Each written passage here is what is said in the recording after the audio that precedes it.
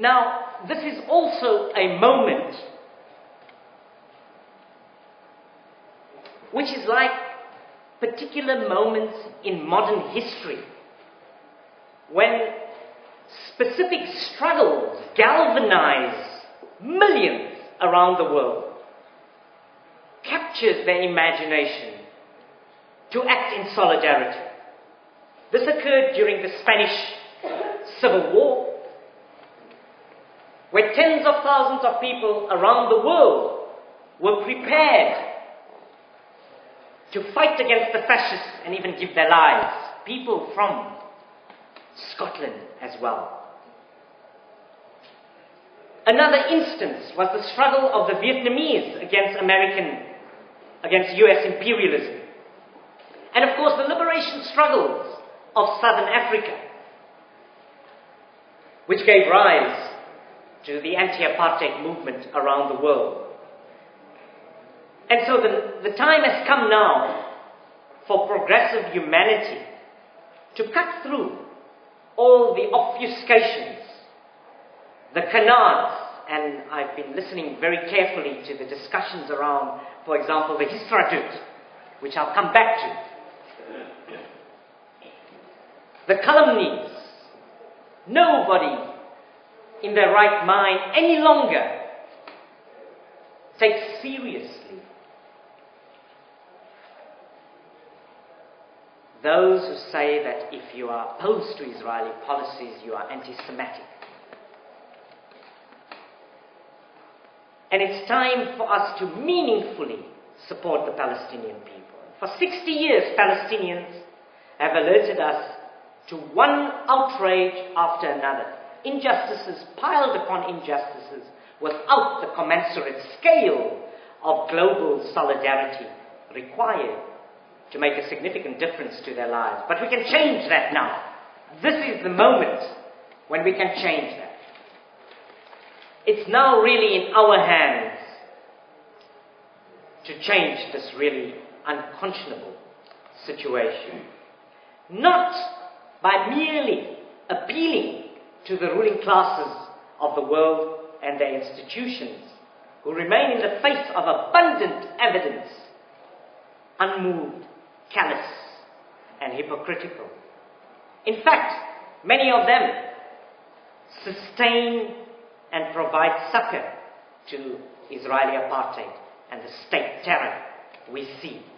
So it's rather by applying the most potent weapon we have learned to rely on, forged and steeled through the tried and tested struggles of workers and oppressed people, spanning time and space. And so international solidarity, in the words of the late Mozambican revolutionary Samora Machel, is not an act of charity, but an act of unity between allies fighting on different terrains towards the same objectives. And when I was an official in the Commercial and Catering Workers Union in South Africa, I had the privilege of, with our sister organization in Ireland, to visit the shop workers in the Dublin supermarket, a Dublin supermarket. They refuse to handle South African goods. And I reported back to our members, and an exchange started between these workers, which continues up to today, 20 years later. And the workers in our union understood this solidarity in very meaningful ways. So one of the plants we organized, 3M in South Africa, was the first workplace that went on strike when 3M shut down its operations in a particular town in the US. There's a famous Bruce Springsteen song about this. So South African workers understand this need for solidarity, and they understand how they benefited from the solidarity previously, and why they have to be in the forefront of solidarity with Palestinian workers. I will talk to you about this emergency meeting at the COSATU head office and the plan of action we've embarked on. Now, I need to also say the Palestinian struggle does not exert merely a visceral tug on many around the world. A cold, sober reading of imperialism today shows that apartheid Israel is needed as a fundamentalist and militarized warrior state, both to quell the undefeated and unbowed Palestinians, but also to act as a rapid response font of reaction in concert with despotic Arab regimes to do the empire's bidding, not just in the Middle East, but beyond that. And we need to talk about this today.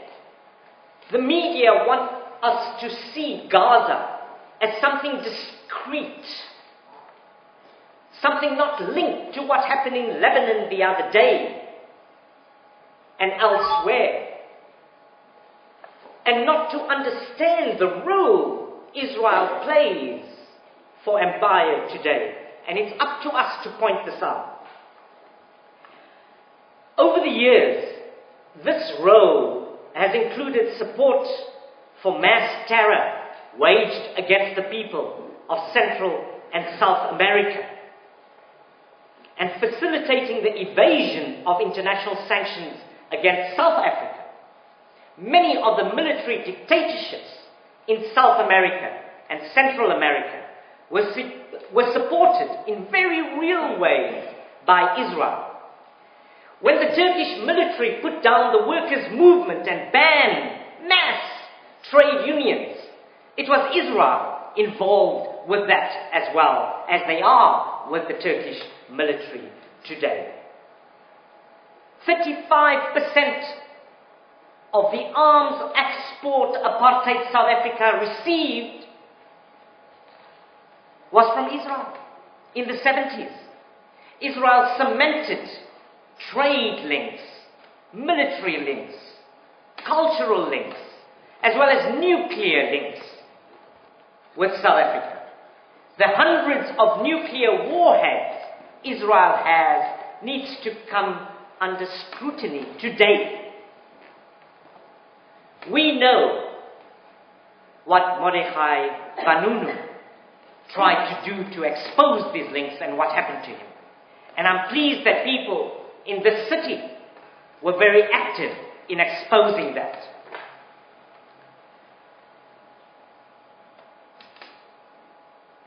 Over the years, now, besides providing a ready supply of mercenaries to terrorize the population, and this is done in Guatemala, in Iraq, and even in New Orleans, after Hurricane Katrina, it was Israeli private security that had orders to shoot on sight. This is the fact. The point I am making is Israel is a threat, actually, to world peace. And they've shown this again and again. And they've used weapons of mass destruction.